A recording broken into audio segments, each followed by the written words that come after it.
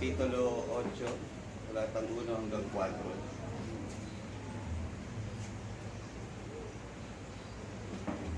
At nang siya'y bumaba sa bundok, ay sinundan siya ng lubhang maraming tao. At narito lumapit sa kanya ang isang ketungin, at siya'y sinamba na nagsasabi, Panginoon, kung ibig mo, ay maaaring malinis mo ako. At iniunat niya ang kanyang kamay, at siya'y hinipo na nagsasabi, Ibig ko, luminis ka, at pagdakay nalinis ang kanyang ketong. At sinabi sa kanya ni Jesus, Ingatan mong huwag sabihin kanino man, kundi humayo ka, pakita ka sa saserdote, at handog mo ang alay na pinag-utos ni Moises na bilang patotoo sa kanila. Pagpapala po ang sumatin sa muling pagkarinig ng salita ng Panginoon. Magandang umaga po sa inyo lahat, mga kapatid. Good morning po, mga kapatid. Isa pa po. Good morning po, mga kapatid. Yan. Dapat po sa mga kapatid, pagka good morning, good talaga yung morning, mga kapatid. Alive tayo na ba? Kasi po, ang pagpapala ng Panginoon, mga kapatid, every day, every hour. Yung maliit na oras po ngayong linggo, mga kapatid, pagkaloob natin sa Panginoon. Diba? Ito yung panahon at pagkakataon ng bawat sa atin. So, sa pamamagitan ng saglit na panahon, makapagbigay tayo ng sukli sa lahat ng kabutihan na pinagkakaloob ng Panginoon sa bawat sa atin, mga kapatid. Pag sabi nga sa panalangin kanina, maging masagana sa atin ang araw na ito sa magitan ng pagkain natin ng salita ng Panginoon. Bigyan po natin ng presensya din, yung presensya na ibinibigay sa atin ng Panginoon. Kaya po ang ating pong panimula, mga kapatid, ay kung meron tayong nakabukas na gadget o electronic devices po, mga kapatid, iyan po muna natin. Malibang Bible po nakaano dyan, kung bigyan na po natin. Pansumandali. Pero kung wag muna po muna doon sa mga ibang bagay. Natin, focus po tayo, mga kapatid, po dito sa ating mensahe po sa umaga nito. Sa mensahe po nito, mga kapatid, ay gaya po ng inyong nababasa, ito po sa aklat po ng Mateo, Kapitulo 8, talata 1 hanggang 4. Ito po ay bahagdan ng mga talata na pasimula nang ang Panginoong Jesus ay bumaba na sa bundok. Meron pong kasaysayan na una po dyan, yung tinalakay natin nung nakaraang linggo, sa Kapitulo 6, nung ang Panginoon ay nangangaral sa bundok. Pagdating sa Kapitulo 8, bumaba na po siya ng bundok. Sa pagbaba po niya, sinundan siya ng maraming tao. Palagay niyo, mga kapatid, bago ko ibigay pamagat, effective yung kanyang pangangaral sa Kapitulo 5, 6 at 7. Kaya siya sinundan ng maraming tao. At kung effective po, nagkaroon ito ng impact sa mga tao, merong mga taong lumapit sa Panginoon. Kagaya po ng nasa talatang 2. Ang sabi rito, at narito, lumapit sa kanyang isang kitungin. Nakakita na po ba kayo ng kitungin, mga kapatid? Sino po nakakita na? Yung totoo, yung may ketong talaga. TV.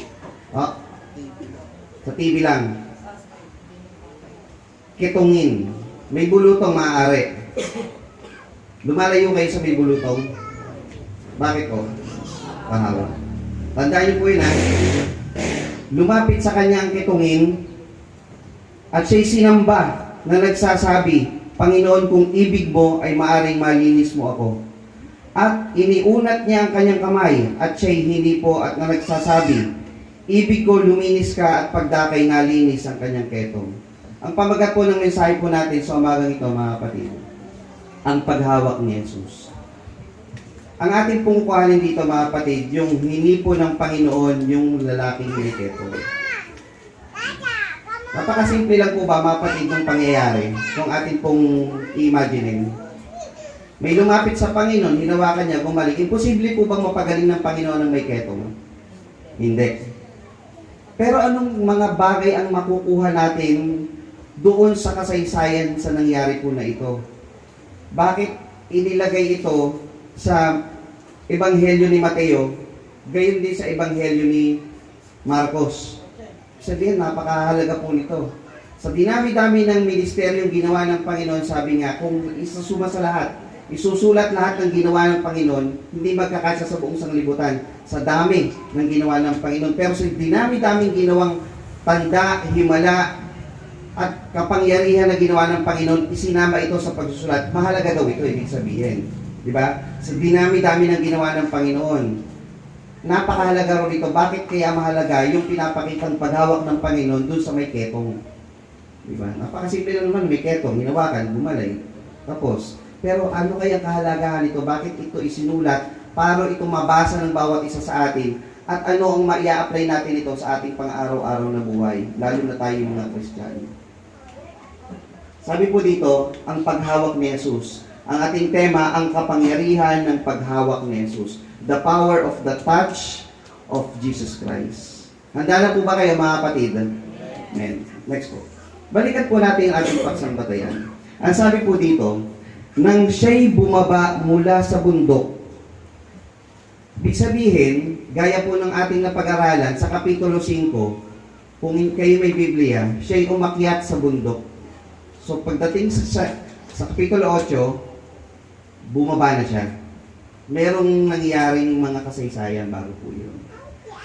May lumapit sa kanya sa Kapitulo 2, sa Kapitulo 3, pinagaling niya, at sa Kapitulo 4, meron po akong iiwanang tanong po sa inyo, at ibibigay ko po itong tanong din sa ating Q&A tuwing Miyerkules. Hindi ko po sasagutin dito, mga kapatid. Tingnan niyo yung sa 4. At sinabi sa kanya ni Jesus, ingatan mong huwag sabihin kanino man, kundi humayo ka, pakita ka sa saserdote, at ihandog mo ang alay na pinag-uutos ni Moises na bilang patotoo sa kanila.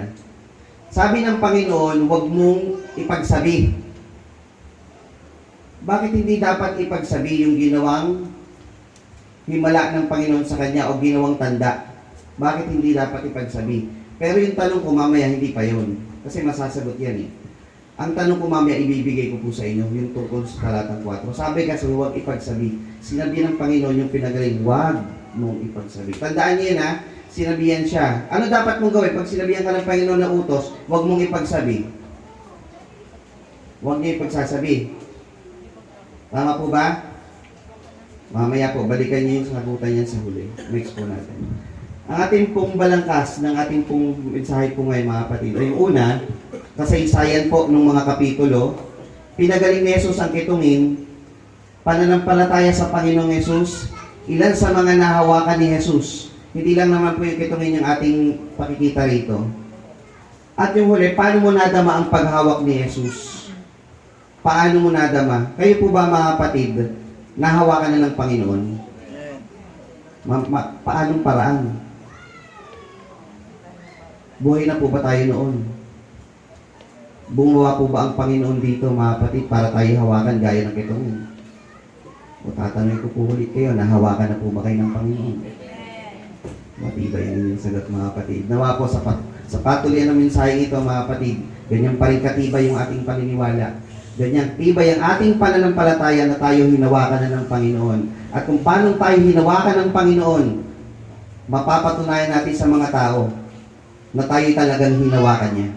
Sa patuloyan po ng ating mensahe mga kapatid. Sabi po dito sa Kapitulo 5, talatang 1 hanggang 2. Ang sabi po diyan, at pagkakita sa makaramihan ay umahon siya sa bundok at pagkaupo niya ay nagsilapit sa kanya ang kanyang mga alagad. At ibinuka niya ang kanyang bibig at tinuruan sila na sinasabi. Tingnan niyo mga kapatid yung talata na ang Panginoong Hesus nung sa pasimula ng kanyang ministeryo sa Kapitulo 5, umakyat sa bundok.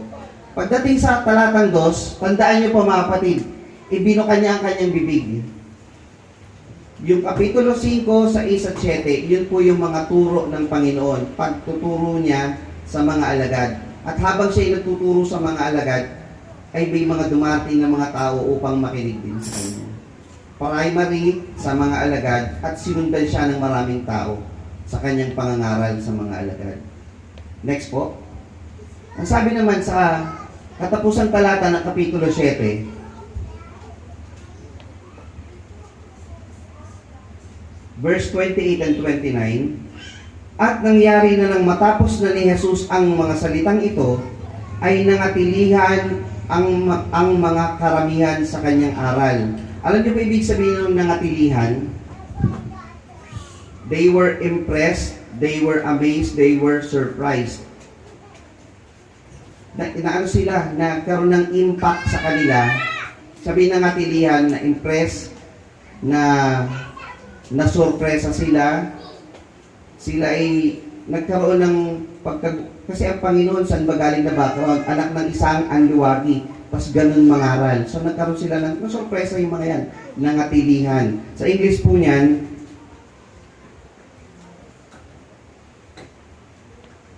people were astonished at his doctrine. They were astonished. Pagka-astonished, na surprise. They were amazed. At sabi dun sa verse 29, sapagkat sila'y tinuturo ang tulad na may kapamahalaan. Ang pagtuturo ng Panginoon, merong kapamahalaan, may authority. Hindi siya nagtuturo para lang magpa-impress ng tao, hindi eh. Ang ginagawa ng Panginoon, nagtuturo siya para ikaw ay kanyang makuha. Mapasunod. Maigiya. Sabi doon sa inawit kanina, napakaganda mga kapatid eh. Itinutuwid. Salamat Panginoon. Salamat Panginoon. Tinutuwid mo ako. Tinutuwid. Ibig sabihin, meron siyang ginagawa para sa iyo sa kanyang pagtuturo eh. Itinutuwid ka niya. So yun po yung sa 5 hanggang 7. Kaya pagdating sa Kapitulo 8, pag binalikan po natin, next po. Ayan.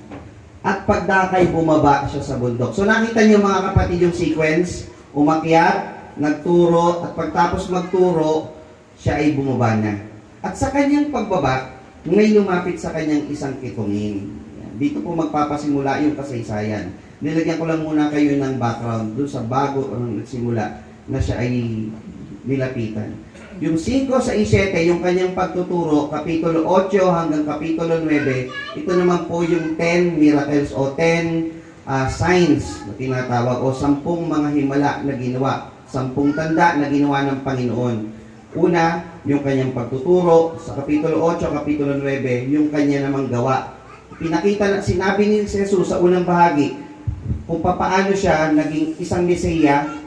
Dito naman, pinakita niya ang kanyang pagiging Mesiya o tagapagligtas sa mga tao sa Kapitulo 8 at Kapitulo 9. So sa pagbasa ng Biblia, makikita niyo, mas magiging maginhawa sa inyo basahin ng Biblia. Pag binasa niyo yung chapter 8 and chapter 9, yung mga himala naman na ginawa ng Panginoon ang mababasa niyo dyan. Sabi po dito, at nang siya'y bumaba sa bundok. Next po. Pagdating po natin dito mga kapatid, ano ang nais ipakita na aral sa atin ng tagpong ito? Sige po. Tingnan niyo mga kapatid ang isang larawan. Bibigyan kayo ng imahinasyon po mga kapatid ng totoong may ketong. Alam niyo po ang ketong po mga kapatid ay isang sakit sa balat na noon pa sa lumang tipan ay mayroon. Kapag ikaw ay may ketong, bukod pa sa bulutong, lalayo ang katalagan ng mga tao. Bakit po? Airborne po ang ketong. Ang kanilang microbacteria ay umaabot kahit 30 feet. So mula dito, ano ang 30 feet? Gaano kalayo po yun? Ang hangin, pag ako'y nahanginan, at yung hangin papunta sa iyo, magkakaketong ka din. Kaya sa lumang tipan, mga kapatid, binigyan sila ni Aaron, ang mga saserdote, ng batas kung paano po itatrato o gagawin o anong gagawin pag ikaw ay may ketong. Napakasakit po niyan, mga kapatid. Hindi yung sakit sa balat eh. Alam niyo bakit? Ang ketong sa pag-aaral, hindi naman talaga mahapdi yan. Walang sakit po yan kasi ang kinakain ng ketong, yung nerves mo, yung laman mo. Hanggang sa wala ka ng maramdaman. Mapuputol kamay mo nang wala kang nararamdaman. Anong epekto nun, mga kapatid? Pag ikaw ay may ketong, i-isolate ka. Ibig sabihin, ika-quarantine ka, ilalayo ka. Kung ikaw may asawa, malalapitan mo? Hindi. Kung may anak ka, mahahalikan mo sa noo. Anong pakiramdam na may ketong ngayon? Ha? Matindi pa sa COVID yan eh. Kasi ang COVID, magpipingi ka lang, personal protective equipment, makalapit ka na eh. Diba? O magpabakuna ka, pwede na eh. Ito, hindi. Ang ketong napakatindi po niyan. At meron pa niyan, katulad niyan, nawala na siya ng kamay kasi kinakain na. Ang karaniwan pa dyan, yung mata niya, inuunti-unti din yung mga cornea. Kinakain niyan. Ang pagkain ng microbacteria ng ketong ay kumain ng laman. Hanggang sa maubos ka at unti-unti kang mamatay. At kung ikaw ay may ketong, hindi yan po mabilis nawawala. Napakatagal na panahon. Hanggang sa talagang wala ka nang magagawa talaga.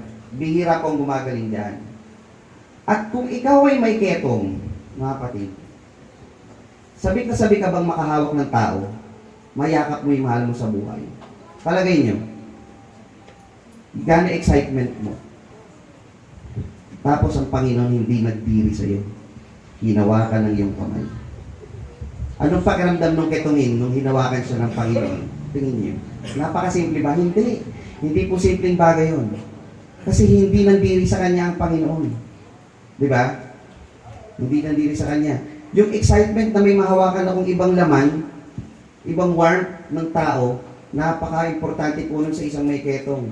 Nakakapag-boost ng moral yun. Kaya nga yung iba yung may COVID, talagang makakita lang sila na mahal sa buhay sa video, masaya na sila eh. Eh wala pong video niyan. Ang mga tao kung may ketong, next po, ito po ang mangyayari. Sabi po sa aklat ng Levitico 13, talatang 2 hanggang 5. Tingnan niyo po kung paano nangyayari sa isang may ketong. Bigyan lang natin ng diin o bigat yung nangyayari po dyan.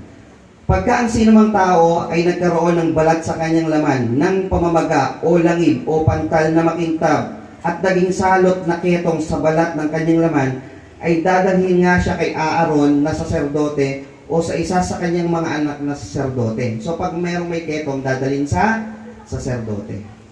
At titignan ng saserdote ang tila salot na nasa balat ng kanyang laman. At kung ang balahibo ay tila salot na pumuti, at makitang ang sugat ay malalim kaysa balat ng kanyang laman, ang salot na keto ay salot na keto nga. At siya'y mamasdan ng saserdote at ipakikilala siyang karumal-dumal. Pag ikay may ketong, ang pronouncement sa iyo, hindi announcement eh, ang pronouncement, sasabihin sa mga tao, eto mga kapatid, karumal-dumal. Sa English, unclean. Ketong ka lang, karumal-dumal ka na. Tatanggapin niya mga kapatid, ang tawag sa inyo, karumal-dumal, unclean. Masakit? Masakit yun. Talatang 4. At kung ang pantal na makintab ay pumuti sa balat ng kanyang laman at makitang hindi malalim sa balat, ang balibo niyon ay pumuti, ay kukulungin ng saserdote na tila salot na 7 araw. Pag nakita niyang hindi malalim, baba may pag-asa to. Kukulungin ka ng 7 araw na kakulong. 7. At ang kulungan po noon, hindi katulad ng mga solitary confinement ng may COVID. Ang saya ng may COVID ngayon, ha, di aircon. May oxygen, maganda higaan. Binibigyan ng pagkain, dito hindi. Kulong ka lang, walang sinabing pagkain dyan. Kulong 7 araw. At titignan siya ng saserdote sa ika-7 araw at narito kung makita ang tila salot ay tumigil at hindi kumalat na tila salot sa balat, ay kukulungin uli siya ng saserdote na 7 araw. Kukulungin uli in 7 days. So 14 days ka nang nakakulong. Tila gumagaling na to ha. Di ba yung may bulutong sabi, pag pagaling na, mas lalo daw nakakahawa, huwag daw munang lalapitan. Tandaan niyo yan, yung kasabihan, pagaling na yan, mas nakakahawa yan. Parang ganoon din siguro yung kasabihan nila sa ketong, pag medyo pagaling na, ikulong uli ng 7 araw. Alam niyo mga kapatid, ang matindi pa doon, dahil ito po yan, no, hindi ko na po babanggitin lahat ng talata. Paano tinitignan ng sacerdote? Ganun, no? Hindi kasi siya pwedeng lumapit din eh. Magkakaketong din siya. Silip lang yun. Tila sa malayo. Pagaling. 7 araw pa ulit. Di pa magaling. Diyan ka muna. Ang sakit nun, mga kapatid. Mamamatay ka sa gutom, hindi sa ketong. Mamamatay ka sa kalungkutan, hindi sa ketong. Ketong lang ang umpisa, pero yung bigat sa kalooban mo, sa kaisipan mo, yung stress mo, hindi mo makita yung pamilya mo, hindi ka pa kumakain, at iniisip mo rin yung pamilya mo kung kumakain ba o hindi. Di ba patong-patong na? Napakabigat ng may ketong noon. Di ba? Kinukulong ka, isolated ka sa lipunan, Hindi ka pinapansin. Tinitignan ka lang ng saserdote kung okay ka na o hindi. Hindi rin siya lumalapit eh. Diba? Ganon din ang ginawa kay Miriam, yung kapatid ni Moises. In-isolate din siya nung siya nagkaketong. Ang naglakas ng loob na lumabas, palibasa siya may taong may kapangyarihan, si Naaman, na nagpunta kay Elias. Nung siya ay Elias o Eliseo, kaya siya gumaling, yung lumublob sa Ilog Jordan para luminis ang kanyang ketong. Yan. Pero napakabigat po niyan. Next po. Pinapakita lang natin sa talatang ito kung gaano kabigat ang may ketong. Ngayon pansinin niyo yung talatang 2. At narito, lumapit sa kanyang isang ketongin. Siya'y sinamba. Tingnan niyo yung mga red letters, mga kapatid. Siya'y sinamba na nagsasabi, Panginoon, kung ibig mo. Alam niyo yung kanyang panalangin. Pansinin niyo yung pagkakasunod-sunod. Lumapit. Lalapit muna. Diba? Pag lumapit ka, anong ginawa niya? Siya'y sinamba. Yung pagsamba is pagkilala. Alam niya ang kapangyarihan ng Panginoon. Sinamba niya eh. Sa ibang talata sa Marcos, lumuhod pa siya dyan. Lumuhod pa. Kung ibig mo, mga kapatid, imposible ba sa Panginoon pagalingin siya? Pero bakit ang tanong niya ay kung ibig mo? Pareho ng panalangin ni Jesus, your will be done. Kung anong kalooban mo, Panginoon. Nananangan siya, alam niya ang kapangyarihan ng Panginoon, sinasamba niya siyang Diyos. Sinasamba niya, alam niya ang kakayanan, pero ako'y naniniwala sa kung ano ang ibig mo o kalooban mo, Panginoon. Alam niya naman alam niya naman yung kapangyarihan ng Panginoon pero iba yung pag nananalangin ka na ang kalooban ng Panginoon ang maganap. Kasi iba nananalangin, mga kapatid, ganito, lalo na sa hindi taga-sanglibutan. Hindi taga-pananampalataya, yung mga taga-sanglibutan. Ganito manalangin Parang nag-uutos sa Diyos, Lord, we claim. Lord, we claim. Nanalangin agad. Lord, we claim. Dapat lumapit ka muna at sumamba, tapos nag-claim ka na kaagad ng kagalingan sa Panginoon. Ano ba dapat gawin mo?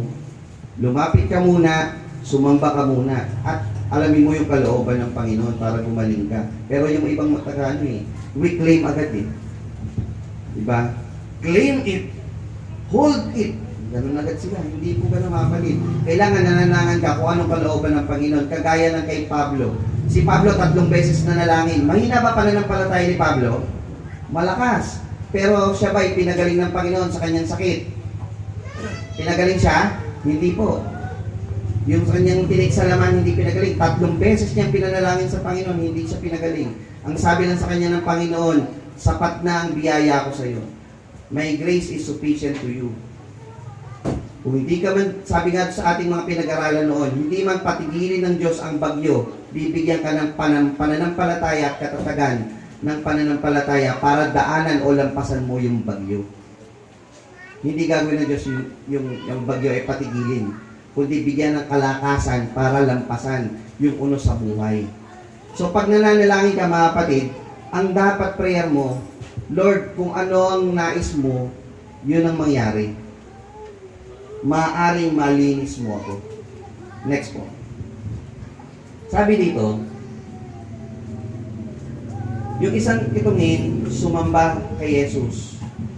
Yung pagsamba niya ay parte ng kanyang pagkilala sa Panginoon. Kumikilala rin siya sa kung ano ang kalooban ng Panginoon, kung ibig mo.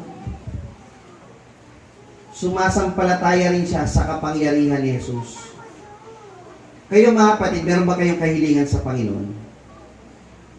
Kapatid, isubmit nyo sa kalooban ng Panginoon ang inyong kahilingan. Ibigay nyo sa Panginoon yung inyong kahilingan. Yung first step na gawa nyo na, mga kapatid, nakalapit na kayo sa Panginoon Tama po ba? Nakasamba na kayo sa Panginoon. Mananamba na ba kayo ng Panginoon? Kung mananamba kayo ng Panginoon, ang pangatlong step na, Lord, your will be done. Ang kalooban mo na ang maganap. Nakuha niyo yung sequence ng lalaking kitungin? Itong kanyang ginawa. At anong sagot ng Panginoon? Next po. At iniunat niya ang kanyang kamay at siya'y hinipo. At na nagsasabi, ibig ko, luminis ka. So ipinakilala naman ng Panginoon yung kanyang kalooban, ibig ko, luminis ka at pagdakay nalinis ang kanyang ketong. So ang Panginoon naman, mga kapatid, sumasagot. Kung kay Pablo sumagot siya ng no, hindi niya pagagalingin, pero bibigyan kita ng biyaya para paglabanan o lampasan yung sakit. Dito naman, pinakilala niya, sagot niya, ibig ko. So pag kayo nanalangin sa Panginoon, sumasagot ang Panginoon, mga kapatid. Pero ang panalangin natin, kung ibig ng Panginoon. Mararamdaman niyo yun, mga kapatid, ano bang balak sa inyo ng Panginoon? Ano ang plano ng Panginoon sa iyo? At pagdakay nalinis ang kanyang ketong. Next po. Sabi po dito, mga kapatid, at iniunat niya ang kanyang kamay at siya'y hinipo na nagsasabi, ibig ko, luminis ka. Hindi ko na sinama yung mukha. Gusto ko ipakita yung paghawak ng Panginoon. Yung isang ketongin, yung anong pakiramdam, mga kapatid, naalala nyo kanina, anong pakiramdam ng isang may ketong? Bigat nun. Tapos hinawakan ka ng Panginoon. Diba? Yung namin yung mensahe ng Panginoon. Ako kaya, ano kayang nagawa ko sa past ko? Maging karapat dapat ako sa paghawak ng Panginoon. Isipin niyo, mga kapatid, anong nakaraan ko? Anong meron siya? At hinawakan siya ng Panginoon. Napakasarap po ba, mga kapatid? Next. Sabi po dito, balat lamang ba ng ketongin ang nabigyan ng lunas ni Jesus? Sige po. Ang isang problema o suliranin ng isang may ketong, isolated, nahiwalay sa tao, nahiwalay sa pamilya. Isipin mo, maayos naman yung pamilya mo, nagkaketong ka, nahiwalay ka sa tao, nahiwalay ka sa pamilya. Parang, ano ka na no? Buhay ka na, pero pakiramdam mo, parang patay ka na rin no? Wala na makalapit sa iyo Sige po. Pinandidirihan, nilalayuan. Sipin niyo yung mga kapatid, may ketong. Pinandidirihan, nilalayuan. Sige po. Nawalan ka na rin ng kalayaan. Pwede ka pa bang makapamili sa mga pamilihan, makihalubilo sa mga tao? Wala na. Para ka ng isang bilanggo nun. Kaya nga diba, ikinukulong, para ka ng bilanggo. Hindi ka bilanggo ng kasalanan yung may ketong. Bilanggo ka kasi, para maiwasan, huwag kang magpapunta kung kani-kanino o kung saan-saan. Wala ka ng kalayaan. Psychological effect din yun, emotional din, di ba? Pag meron kang ganyan, sakit. Next po. At yung damdaming mabigat, ang dami ng, alam nyo, pag kayo isolated, ang dami niyong naiisip. Minsan, nakaupo ka na lang dun. Iniisip pa ba ako ng pamilya ko? Mahal pa ba nila ako? Kumakain pa ba sila? Diba? Ang bigat, mga kapatid, ng epekto niyan sa kaisipan at sa emosyonal. Napakabigat niyan yung meron kang ganitong sakit. Ngayon, ito lang bang, ibig sabihin, hindi lang balat. So, ang Panginoon, nang luminis yung ketongin, itong mga bagay na to ay nawala din sa Kanya. Tama po ba? So, ano mangyayari sa Kanya? Kung siya ay isolated na hiwalay, makakabalik na siya sa mga tao sa kanyang pamilya. Kung siya ay pinandidirihan, hindi na. Makakalapit na siya, di ba? Makakayakap na sa kanyang apo, sa kanyang anak, sa kanyang asawa, sa kanyang magulang. Yung kalayaan niya, mababalik. Kung wala na siyang ketong, hindi na siya bilanggo, malaya na siya. At yung kanyang lahat ng isipin, masasagot pag nandun na siya, kasama ng kanyang pamilya. So, hindi lang pala balat ang pinag-uusapan dito. Kung siya ay may ketong. Sige po ba? Ito, binigyan ko lang ng mga kapatid. Binigyan ko lang ng content. Kung ito ay kaisipan ng isang ketongin, ganito yon. Nilalayaan ako ng mga tao. Di ko man lamang mahawakan ng pamilya ko. Pinandidirihan ako, nakakulong. Halos inaantay na lamang na ako'y mamatay. Ngunit hinawakan ako ni Jesus. Bigyan natin ng language balloon yung ketongin. Di ba parang ganito ang nasa loob niyan? Ngunit hinawakan ako ni Jesus. Isipin niyo ulit mga kapatid, mga ilang segundo. Next po. Sabi po dito sa 8.4, at sinabi sa kanya ni Jesus, ingatan mong huwag sabihin kanino man, kundi humayo ka, pakita ka sa sacerdote at handog mo ang alay na pinagutos ni Moises bilang patutuo sa kanila. Sabi ng Panginoon, huwag mo munang ipagsabi. Dito sa 8 at 9 ng Mateo, sa mga himala o tanda na ginawa ng Panginoon, laging ang banggit niya, huwag mong ipagsabi, huwag mong ipagsabi. Bakit po? Ang nais ng Panginoon, yung mga tao pumunta sa Kanya dahil sa mga katotohanan ng Kanyang sinasabi, yung pagiging Kanyang Mesiya o Mesiyas o tagapagligtas. Pero ang mga tao, saan lumalapit? Pag may nakitang may gumaling, punta doon. Bakit? Para sumamba o para gumaling? Pupunta ka dahil sa himala, pupunta ka dahil sa ikagiginhawa ng iyong laman, pupunta ka sa ikagiginhawa ng iyong material na bagay. Pero yung pagsamba sa Diyos na tunay, wala. Ang nais ng Panginoon ng mga tao mag-concentrate doon sa spiritual, hindi doon sa material na ikinagagaling ng tao. Kaya ayaw niyang ipagsabi. At pag siya ay pagka dinumog na siya ng tao, yung mga gagawin pa ng Panginoon ay magkakaroon ng balaki, di ba? Yung mga gagawin pa niyang mga ministeryo. Pero tukunin muna natin dito, ingatan mo, huwag ipagsabi kanino man. Sige. Pagdating dito sa Marcos 1:45, datapat siya'y umalis at pinasimulang ipamalitang mainam at ipahayag ang nangyari. Sumunod ba yung ketungin? Hindi. Ito yung tanong ko pang Miyerkules, pang Q&A mga kapatid. Sino ang mas may mataas na pananampalataya? Yung nakakita o yung kagaya nating hindi nakakita at sumampalataya? Yung hindi nakakita. Yun po sagot nyo. Bibigyan ko yun ng tanong. Ako dito ako sa nakakita na sumampalataya, ano yun? At nawa po ako yung mali. At kayo yung tama. Patunayan ko sa inyo. Siya nakakita sa Panginoon ng tanda, pinagaling siya. Anong ginawa niya? Ayon sa kanyang pananampalataya, ipinamalita niya, ipinahayag sa mga tao ang kanyang naranasang paghawak ni Jesus. Kayo mga kapatid, sumampalataya hindi nakakita. Siya inutusang huwag ipamalita, ipinamalita. Kayo mga kapatid, sinabihan ba kayong ipamalita niyong kabutihan ng Panginoon? Sinabihan ba kayong ipahayag ang salita ng Panginoon? Pinahayag niyo ba? Proud ba kayo sa mga tao na ipagsabi kayo Kristiyano? Sa mga kapitbahay nyo, sa mga kaibigan nyo, sa mga classmate nyo, patunayan nyo mga kapatid, para ako yung mali at kayo yung tama. Nakuha nyo? Sino mas may mataas na pananampalataya?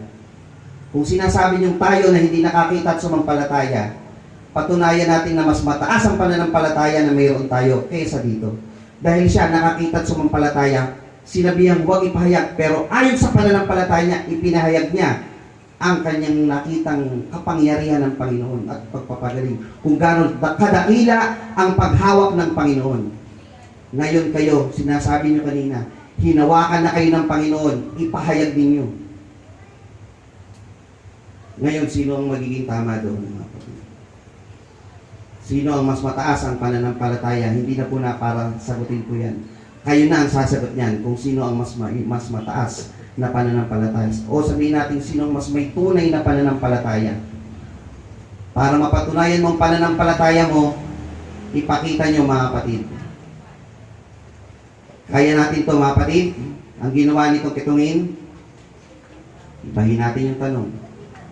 Kaya ba ng Panginoon tayong hawakan? Kung kaya ng Panginoon, hawakan din tayo. Iba naman ang sabi sa atin, ipahayag natin ang salita ng Panginoon. Next. Sabi po dito, ganito kalaking pananampalataya mayroon ng taong ito upang mapakilo siya ng pananampalatayang kanyang naranasan upang ipahayag ang dakilang paghawak ni Jesus sa kanya. So tayo rin mga kapatid, ipakita natin ang dakilang paghawak ng Diyos sa atin. Next po. At sa pagkaawa ay iniunat niya ang kanyang kamay, siya'y hinipo at sinabi sa kanya, ibig ko, luminis ka. Ang pagpapagaling ng Panginoon ay pagpapakita rin ng kanyang kaawaan o kanyang pag-ibig. Hindi basta pinagaling lang yun. Pinakita ng Panginoon ang kanyang pag-ibig, kanyang kaawaan. Diba? At paano niya iniunat yung kanyang kamay. Sa mga susunod po, makikita natin. Sabi po dito, the touch of Jesus makes a believer a witness. So, sumamba, believer na itong kitungin, pero siya'y naging witness. Ibig sabihin ng witness, nagpapatotoo. Kasi mga kapatid, tayo mananampalataya, tayo naniniwala sa Panginoon. Pero tayo ba ay witness din o nagpapatotoo din? So siya, naging ganun. Next po. Next. Ilan sa mga nahawakan ni Jesus? Next po. Ang kukuha tayo ng ilan. Sa 8, 14, 15, ito po yung biyanan ni Pedro. Ang sabi po dito, at nang pumasok si Jesus sa bahay ni Pedro, ay nakita niya ang biyanang babae nito na nararatay dahil sa lagnat. At hinipo ang kanyang kamay at inibsan siya ng lagnat at siya'y nagbangon at naglingkod sa kanya. Ano po pinapakita dito? Next. The touch of Jesus makes a worshiper. So, nung isang may lagnat o isang may sakit nang hinawakan ng Panginoon, siya'y naglingkod sa kanya. So, kung tayo hinawakan ng Panginoon, tayo magiging worshiper o magiging lingkod ng Panginoon. Next po. 5:40 hanggang 42. At tinatawanan nila siya na nililibak, datapwat, nang mapalabas na niya ang lahat, ay sinama niya ang ama ng bata at ang ina nito, at ang kanyang mga kasamahan at pumasok sa kinaroroonan ng bata. At paghawak niya sa bata, sa kamay ng bata, ay sinabi niya sa kanya, Talitha kumi, na kung liliwanagin dalaga, sinasabi ko sa iyo, magbangon ka. At pagdakay, nagbangon ng dalaga at lumakad. At siya'y may 12 taon na at pagdakay, nangagtaka silang lahat. Next po. The touch of Jesus makes a dead walk. Naniniwala kayo mga kapatid, ang nagpapakabuyo sa kasalanan, bagamat buhay, ay patay. Tayo mga kapatid noon, mga patay, nahawakan tayo ng Panginoon. Tayo ngayon ay buhay at lumalakad. Diba? The touch of Jesus makes a dead walk. Next. Lucas 7:13-15. At pagkakita sa kanya ng Panginoon, siya'y kinahabagan. At sinabi sa kanya, huwag kang tumangis. At siya'y lumapit at hinipo ang kabaong at ang nagdadala ay tumigil at sinabi sa kanya, Binata, sinasabi ko sa iyo, magbangon ka. At naupo ang patay at nagpasimulang magsalita at siya'y ibinigay sa kanyang ina. Next. The touch of Jesus makes a dead talk. Sit and talk. Sabihin niyo mga kapatid. Sabihin mga kapatid, tayo mga patay na kapag nagpapakabuyo sa kalayawan, bagamat buhay patay. Binuhay tayo mga kapatid, di ba? Hinawakan tayo ng Panginoon. Pwede na ba tayong magsalita at magpahayag ng salita ng Panginoon? Humihina na. Humihina na. Mukhang hindi yata tayo binuhay at nakaupo. Pagkaalam ko, ako'y nakatayo ngayon eh. Kayo nakaupo eh. Sit and talk. Pwede na po ba tayong magpahayag ng salita ng Panginoon? Yung hindi pa nagsasalita mga kapatid at naghihiya, yung talata yung binanggit na talata kanina mga kapatid, babanggitin ko lang po. Sabi dun sa binasa ng Pastor Jun kanina, babasahin ko lang po sa 2 Timoteo 2:12. Pakinggan niyo mga kapatid ha, 2 Timoteo 2:12. Kung kayo'y magtitiis, ay mga gahari naman tayong kasama niya. Kung ating ikaila siya, ay ikakaila naman niya tayo. Mga kapatid, pag kayo nahihiya, o ikaiila natin yung pagsasalita, magsasabi ako ng kapangyarihan ng Panginoon, ipahayag ko salita ng Panginoon, ikakaila din kayo ng Panginoon, tandaan niyo yan. Huwag kayong mahiya na sabihin sa Panginoon, Lord, ipahahayag ko ang iyong salita. Dahil pagka sinubukan yung hindi gawin, ikakaila din kayo ng Panginoon. Tandaan niya mga kapatid. So kayo mga kapatid, patay, nakaupo na, buhay at nakapagsasalita. Next po. Sa Mateo 9:27 hanggang 30, at At andon ni Jesus ay sinundan siya ng dalawang lalaking bulag.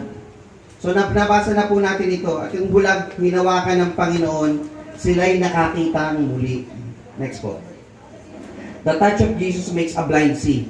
Tayo mga kapatid noon, mga bulag sa katotohanan. Tama po ba? Ngayon, nakakakita na po ba tayo ng katotohanan? Ayo, makes a blind see. So nakikita na natin ang Panginoon ngayon ng mas malinaw. Next. Lucas 13:11 hanggang 13. At narito ang isang babae na may espiritu ng sakit na may 12 taon na totoong baluktot at hindi makaunat sa anumang paraan. At nang siya'y makita ni Jesus, ay kanyang tinawag siya at sinabi niya sa babae, kalag na ang iyong sakit. At ipinatong niya ang kanyang kamay sa kanya at pagdakay, siya'y naunat. Naniniluwalhati ang Panginoon. Salamat, Panginoon, tinutuwid mo ako. Baluktot siya noon eh. Itinuwid tayo ng Panginoon. Kung meron man tayong kabaluktutan sa ating buhay, nang tayo'y lumapit at nahawakan ng Panginoon, itinuwid na po yun ng Panginoon. Huwag na po nating balikan yung dating kabaluktutan ng gawit ng masamang pinanalaman, kasalanan, kasamaan. Manatili tayo dun sa katwiran ng Panginoon, sa kanyang righteousness. Diba? Next po. Sabi doon, the touch of Jesus makes loose of infirmity. Kalag ka na, sabi doon. Kalag na sa iyong sakit. Kalag ka na sa iyong sakit. Loose of infirmity. Next one. Datapat sinabi ni Jesus sa kanya, Judas, sa isang halikbaga ay pagkanulo mo anak ng tao. At nang makita ng mga kasama niya nangyari ay kanilang sinabi, Panginoon, magsisi panaga ba kami ng tabak? At tinaga ng isa sa kanila ang alipin ng dakilang saserdote at tinagpas ang taingan niya. Si Pedro po ito. Buti na lang si Pedro, mangingisda, hindi isang swordsman. Kasi kung swordsman itong si Pedro, palagi ko direkto sa ulo to, o sa liig. Eh palibasa, hindi siya swordsman, mangingisda, tenga lang ang tinamaan. Pero ang nangyari, datapat sumagot si Jesus, sinabi, pabayaan niyo sila hanggang dito. At hinipo niya ang tainga ng alipin at ito'y pinagaling. Next po. The touch of Jesus heals. Tanggal na yun pero naibabalik pa. Kayo po ba na ramdaman nyo sa inyong buhay, kayo hiwalay sa Diyos? Mga kapatid. Kayo noon hiwalay sa Diyos. May ganun. Ngunit nung nahawakan kayo ng Panginoon, tayo'y nagsigaling. Diba? Kagaya po nito, ito yung mga halimbawa na ginawa ng Panginoon. Marami po yan, 10 yan, ilan lang po yung nilagay natin. Next, kapatid. Ikaw, paano mo naranasan ang paghawak ni Jesus sa iyong buhay? Next po. Pansinin niyo ang talata. At lumapit sa kanya ang isang kitungin na namanhik sa kanya, na nilikluhod sa kanya, na sa kanya ay nagsasabi, kung ibig mo ay maaring malinis mo ako. Ito po yung sa sulat ni Marcos. Lumapit sa kanyang kitungin, namanhik sa kanya, nanikluhod sa kanya. Tayo ay gaya rin ng taong kitungin. Sige po. Nahiwalay tayo sa kasamaan, nahiwalay tayo dahil sa kasamaan. Sabi po dun sa Isaiah 59:2. Tayo marapat layuan dahil sa ating mga kasalanan sa Colosas 3:8. Bilanggo o alipin tayo ng kasalanan ayon po sa Juan 8:34. Sa Roma 6:17-18. Puno tayo ng kabagabagan. Puno tayo ng kapanglawan. Babasa tayo ng isa. Awit 25:17. Sabi po dito,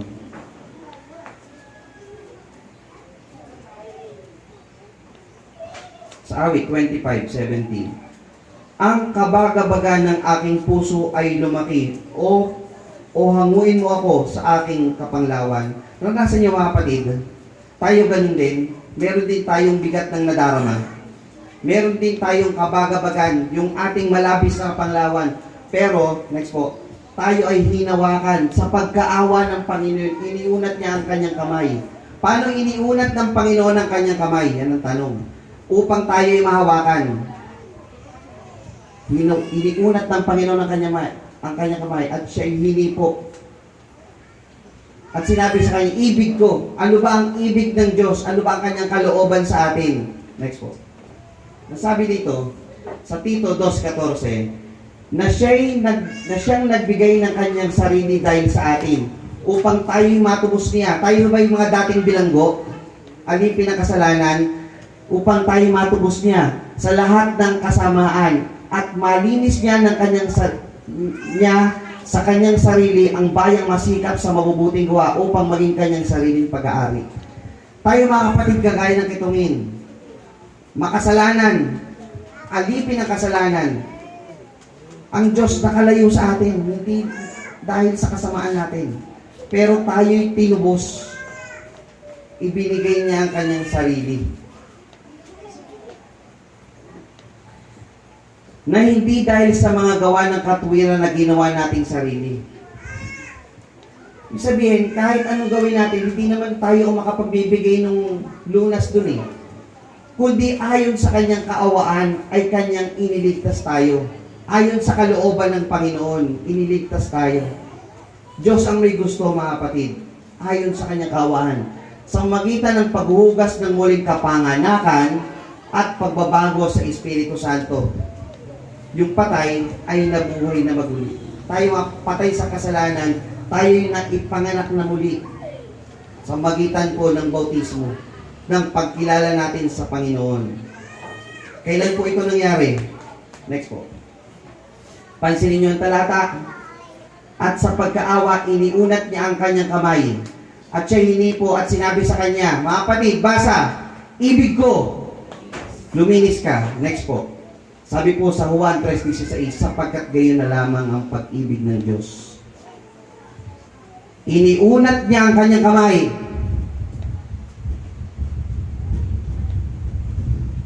Saan niya inunat, mga kapatid?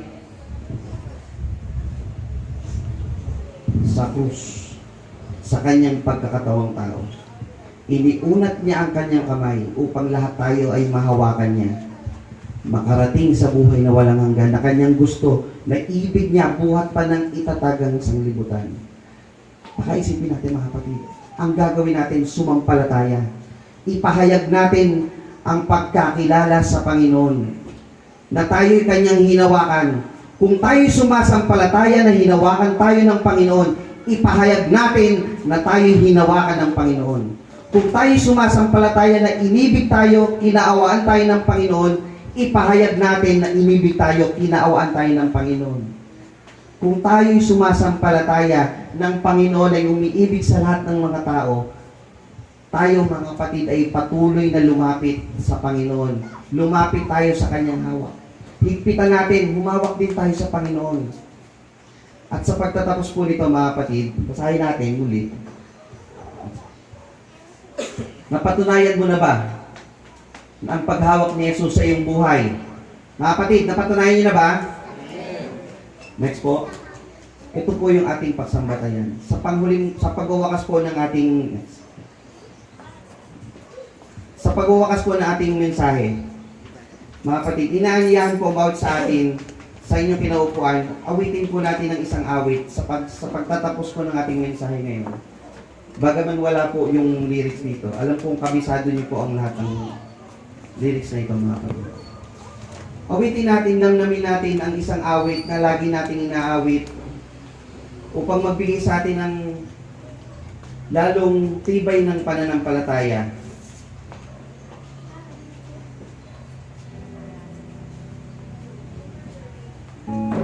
Awitin natin ang paghawak niya sa atin.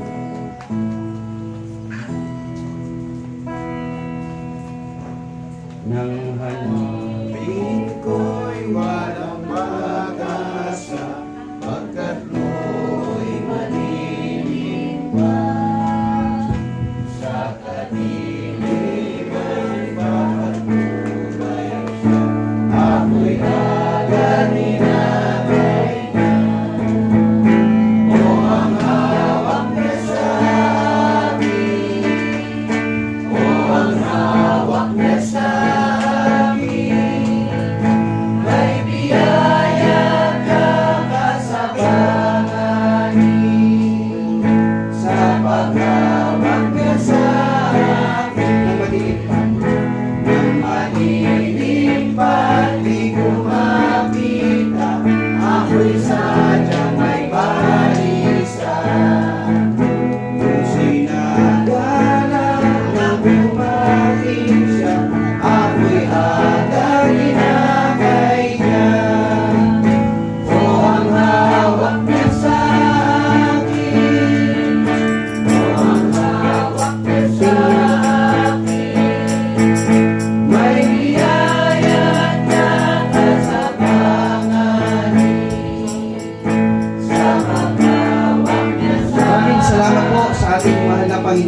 ating namnamin ang paghawak ng Panginoon sa ating buhay, sa bawat sa atin. Muli, isang magandang umaga muli sa bawat sa atin. Purihin ng ating mahal na Panginoon. Tayo po'y sama-samang tumindig at ating awitin ang tinapay ng langit.